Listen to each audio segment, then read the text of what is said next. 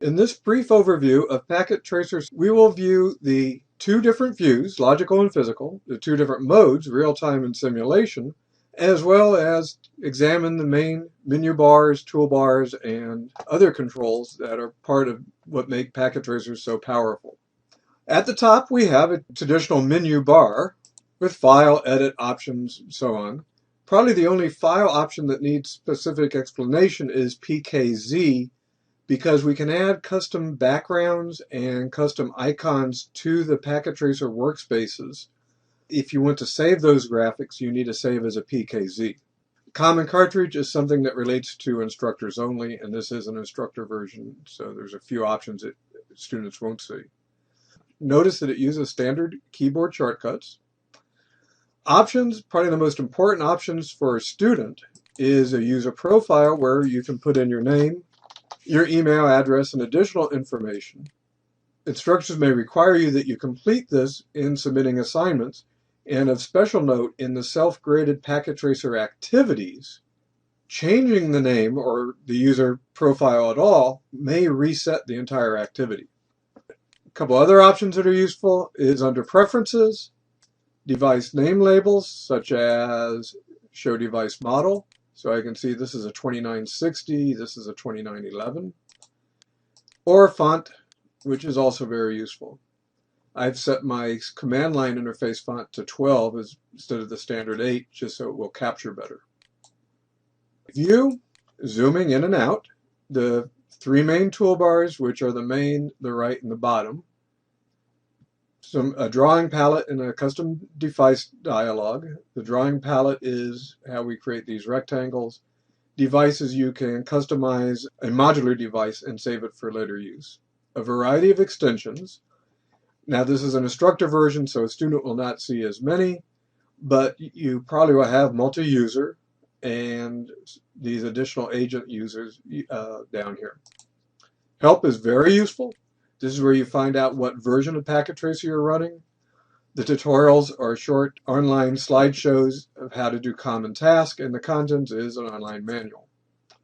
The main toolbar lies immediately below the menu bar.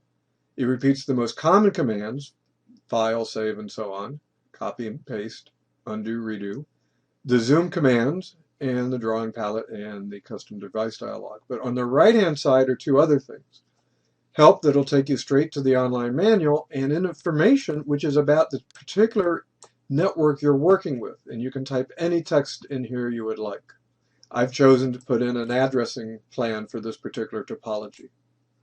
Underneath the main toolbar is the logical, physical, and navigation bar. It looks somewhat like a framing element, but it is active with many controls. Let's take a brief look at physical. Physical allows us to create buildings and closets. We can navigate down. Let's zoom in a bit. Here's our city. Within a city, I may have buildings, and within a building, I may have a wiring closet. You can see now that this is a navigation, I'm in the main wiring closet. I can go back. The square brackets indicate where I am, back to home city, and so on. Back to the logical view. If you accidentally click on physical, how do you get back? Click on the logical icon. Our main workspace right over here. Our right-hand toolbar is where there's a lot of action. Our select tool works by clicking and dragging to select. I can hover to find out some information about the device. So a router, you can see the IP, the IPv6, and MAC addresses of the interfaces and their states, whether they're up or down. If I click on a device, I can get an inside view of the device. I can look at it physically. I can look at config mode, which is a GUI interface for configuring. So for example, if I want to turn gigabit 00 on, I can just click here. And underneath here, it will actually show me, in the bottom portion of the window, the command line commands, or I can go to the command line itself and give the typical command. Show IP interface brief, for example. That doesn't have all the full operating system commands, but it has many, many useful commands. It's a very useful learning tool. One more thing to show you in the physical is we can power cycle the device. We can turn it off, and while it's off, we can install additional cards. So I installed an HWIC, which will give me 2 WAN interfaces. Notice, because did I power it back on? Yep, I powered it back on, but right now it's rebooting. All right, we have a move layout, not appropriate for this small layout. Place notes, which is how we place things like text directly on the page that's not part of any component. Delete, it'll delete what's ever selected. Or I can delete something else. I'm going to undo. Notice it only has 1 layer of undo. I showed that if we hover, we can find out information. If I hover over a cable, it's very useful. It can show me what ports I'm attached to. But if I want more information, I can click the Inspect tool, where I can look at, for example, the routing table of a router. The inspection choices are appropriate for the device. Or in a switch, I can see the MAC table, for example. The Polygon tool, which is how we draw these things. Resize Polygon, which lets me change existing shapes. Add Simple PDU. This is very useful. I'm going to click on Headquarters 2. What is the Simple PDU? It is an ICMP Echo Request PDU. And when I click on it, that chooses my source. When I click on another object, that shows my destination, and I see down in my user-created packet window that it was successful. And if it wasn't successful, as many one-shot first-time pings are not, I can simply double-click on it to fire it and force it to travel again. Of course, we didn't see it because it's very fast. The custom PDU gives me a lot more variety.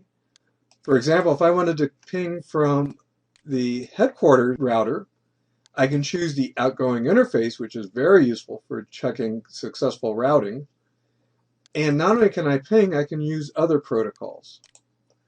Same destination IP address, one-shot or periodic, if I want to send a string of packets repeatedly. Very useful for troubleshooting an intermittent problem. I mentioned that this was real-time and the successful ping was very quick. If we go to simulation mode, we can see that there is that packet sitting there waiting to be travel forward, and by clicking one step at a time, I can watch the packet travel through my network. At any particular point, I can double-click on a packet and view an overview of, in the case of this, there's going to be an incoming and an outgoing PDU because it's an echo request followed by an ICMP echo reply. Or I can look at the PDU in detail and see the Ethernet frame, the IP header, and the ICMP payload within the IP packet. Or I can look at the outbound PDU as well. Very useful. I also can auto capture. Instead of clicking each step, I can just let it travel as it wishes and then stop it at any particular point. And I can fire it again. Now it's in progress, auto capture play. There we go. And there it goes automatically. And I can adjust the speed over here. But there we go. I can go back to real-time mode. Let's take a look at the bottom toolbar. In the bottom toolbar, we can choose what device we use to build our network. So I need a switch. So I'm going to choose a switch.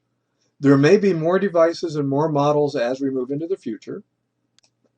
I'm going to place a 2960 switch here. Now I need to connect that 2960. So I have my various connections. Auto choose is very nice. I can simply choose the auto choose tool, say I'm going to connect from east to switch 0. It'll make its best guess, which is usually pretty good, and choose the correct cable and connect.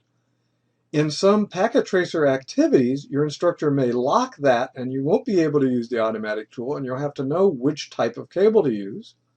Down at the bottom, it tells me the type of cable. I can click here. I'm choosing a straight through to connect from switch port 2 to switch PCE1. That gives me complete control.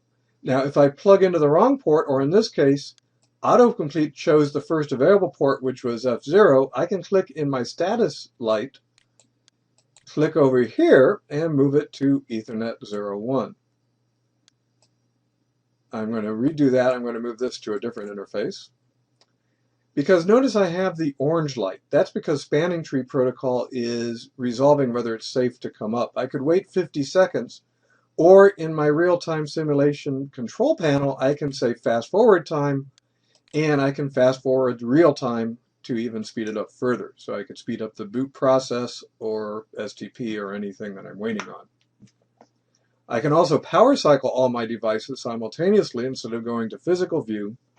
But like the real equipment, if I haven't saved my config, it will, of course, lose the config. Wrap it up. I can have multiple scenarios for my pings and my custom packets. I can toggle the PDU window to make it very large to expand it in more detail, or I can just keep it down to where it was. If I click delete here, it does not delete the scenario, it just deletes the packets within that scenario. And that concludes our brief overview.